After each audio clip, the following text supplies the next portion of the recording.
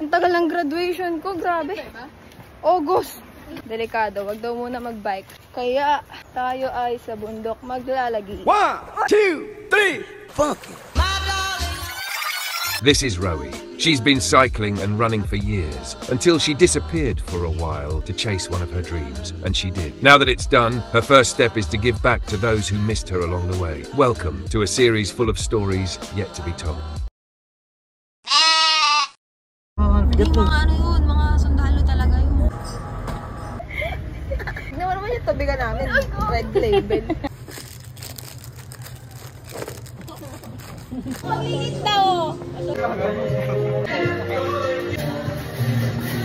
Okay, ready? 1, 2, 3.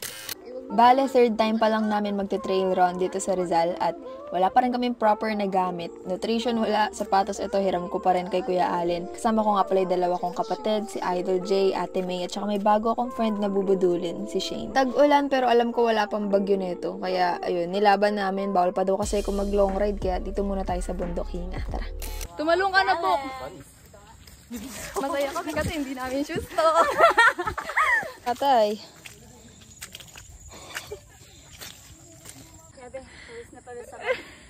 Ilang kilometer na to? Sa gilid, hindi siya maputik. Pag sa mga damo-damo. Pag sa may... Ikaw! Konting putik. Konti lang naman. Ito sa'yo, Jay. Pagbilang kong 3! Isa! Wala ka sa summit. Sumisigaw na eh, no? Isa pa pa bebe. Dalawa! Dalawa!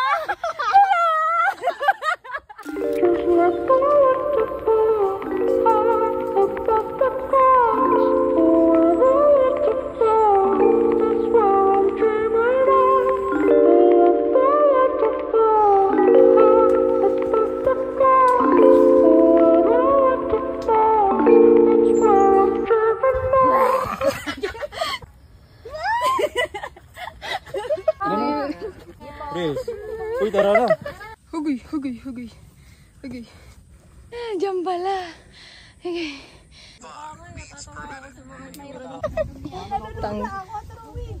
Pagkalula ako. Tingnan mo yung dilim. Grabe, laki oh. Doon kami galing. Parang masarap ba yan? Totoo naman. Patikin. Wala ba magdodolit ng shoes dyan? Bakit nasira? Malapit na. Muna lang sa ano? Kuya Jay, Kuya Jay. Ito na, pababa na kami. Mas mabilis pero mas delikado. Halos lahat ata kami may experience ng dulas, dapa, tsaka pasa sa araw na to. Pero sulit naman. Tingnan nyo, para kami mga nakawala sa kulungan. Sensya na kung nakakahilwa. Pero ayun, ganito yung mga dinaanan namin. Buti na lang din tumila na yung ulan. Kulang 12 kilometers nga lang pala yung total ng ruta namin pa Mount Ayaas. So, pang newbie lang talaga siya. Next time na kami magbe-20 pataas pag ano, may sapatos na kami. Kawawa naman yung sapatos ni Risa, may tali pa. Ayan, lumalaban, oo. Parang masyadong mabilis yung takbo namin dito pababa. Nape-pressure kami kay Jay, visit siya. Kaya ito, dadapa tuloy yung bisita namin.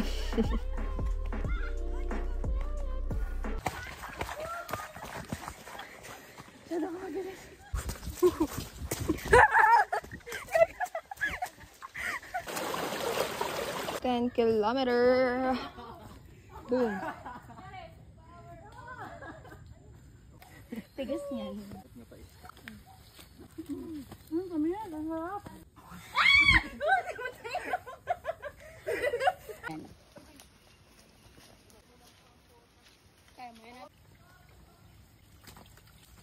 Panis. Pick your season of occupation.